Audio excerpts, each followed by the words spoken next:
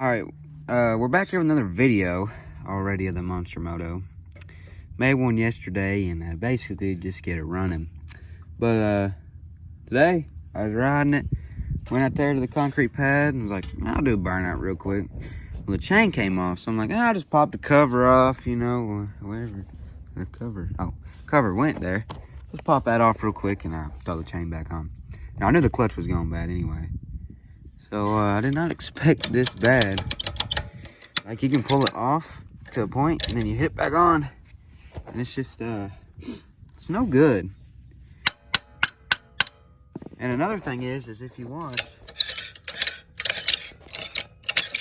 the chain, I don't know if you can see it on the camera, but the chain is, the clutch is actually bent. But the good news is we have a clutch. We'll just pull this clutch off and put the other clutch on and send it on its way to victory, I guess. All right, so far I think I've learned,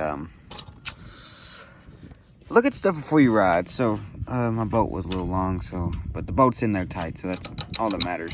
Anyway, I just took the clutch off Lennon's bike over there.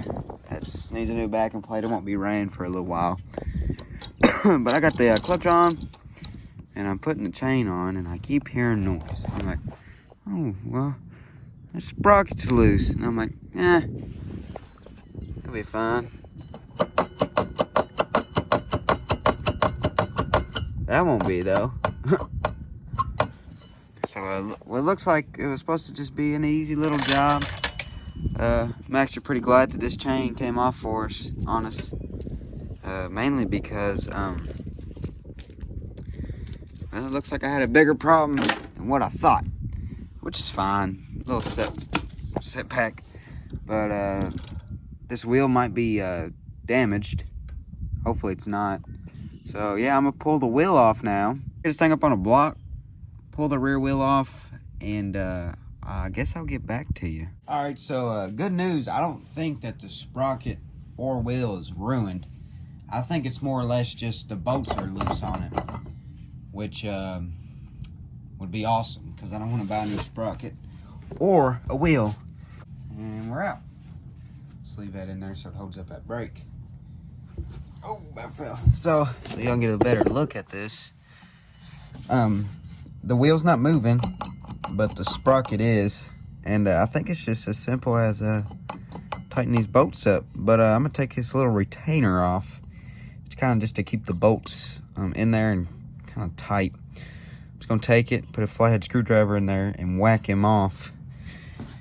And take this sprocket all the way off and see what's going on. And hopefully it's just as simple as tightening it up. All right, so these bolts were just a little bit over hand tight. Like I was able just to put a socket on there and just basically take it and turn it. Let's see.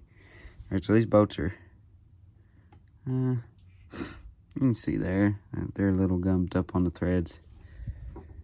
But I don't know. So yeah, they was like just a tad over hand tight, but enough to where you could put a socket on there and just not even use a ratchet and loosen it. That bolt's good. And what I'm hoping is that the holes are not wallered out to say look fine. I'm not going to really use these retainers. Don't get me wrong, they held the bolts in, but I'm just going to get it tight this time. We shouldn't have a problem. So we're going to take this sprocket off. And good on both sides. Sprocket and the wheel. So it looks like we don't need to replace either the sprocket or the wheel. You can see where it's rubbing, but it didn't waller out a hole or anything. Alright, so now I'm just getting my chain ran back on there. Just don't hate on me, because I'm using this old chunky chain that was on the bike, but I have no 41 chain to put back on it. So we're just going to run with what we got. So that really helped. It's all nice and tight on there. Now I ain't got the rear wheel tight yet just because I still have to adjust the chain.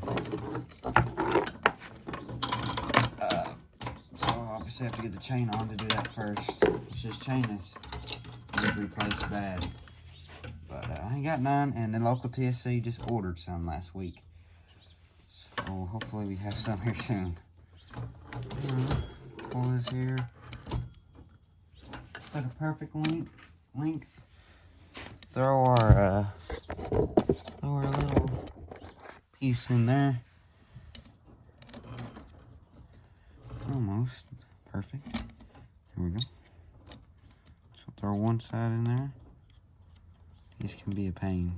Throw our other side in there. Put our little spacer thing on. Hold the back while we push that on. And then find our clip and our pliers. And then basically, you want the closed end going to the rotation. So you want it that way. I think it is. All the way around, yeah. So like this. So you're going to put it on like this. You're putting it on from the bottom. Which you can do it either way. Send it home. Alrighty. Now that that's there, I want that chain to be a little bit more tighter than that, but I'm gonna check for straightness on this clutch and chain for your sprocket, and it's dead on, so that's good. So these have a slide where you slide it, and it's got a little line, which is cool, where you mark it up so you can have both sides the same. So I'm gonna grab my 10 mil and get it tight, but not too tight, but tight enough, and get it equal on both sides. After I found it, of course the 10 mil ran away, ain't no surprise. All right, we now have everything tightened up. Chain is good tight to how I like it. So now we're going to start with the rear cover. The leaves goes like this, and then goes right into there. I'll put it in that one right there. So, real simple, real easy. Do you need the plastics on? No, but are they extra protection? Yeah. Now we're going to put this on here. Just need a snap. There we go. And now put our flathead bolt up top here, right there. Can't see it, but right there. So I mean, it's just a little flathead. I believe it comes like that. I'm not really sure, but I'm putting it back in there anyway, just so I can hold it up. I do believe that clutch bolt is hitting on this. Are you kidding me? This plastic piece, which will be fine. It'll self-clear eventually. This is not the correct bolt at all. This is supposed to be threaded, and this is like a wood screw or like a sheet metal screw. I don't think they make. Maybe it's not, but it's some kind of screw.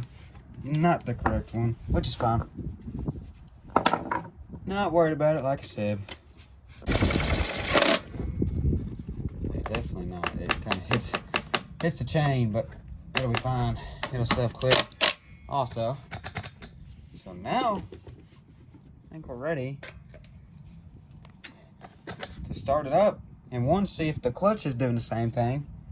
Two, see if the chain even comes off, because I might have got it off a little bit. I'm sorry for the wind. I know there's going to be so much windy today, but I just want to say the difference of this. This is like a utility quad compared to a sports quad.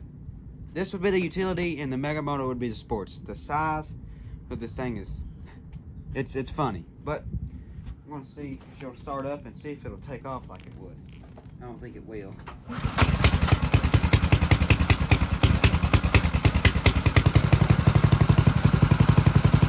Well, look at that, we can sit there and let it idle now and not take off. Now that front cover's loose, so it'll be fine. Let's see if we can fix that god-awful ear raking sound.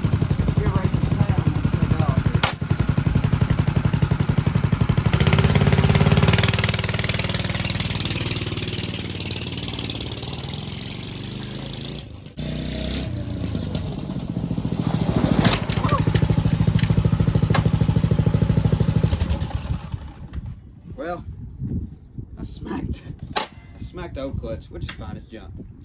But just like I thought, that clutch bolt is hitting the plastic, which I'm not worried about, but I think that's a success, I would say. So let me know if y'all like this video. Like I said, when you get a bike, maybe not look at it while you're there. When you get home, check everything. Like, I didn't know that was missing. I knew the foot peg, because that's pretty obvious. I didn't know about the clutch. I didn't know about the rear sprocket. I didn't know about the oil. And of course, it wouldn't start and keep running.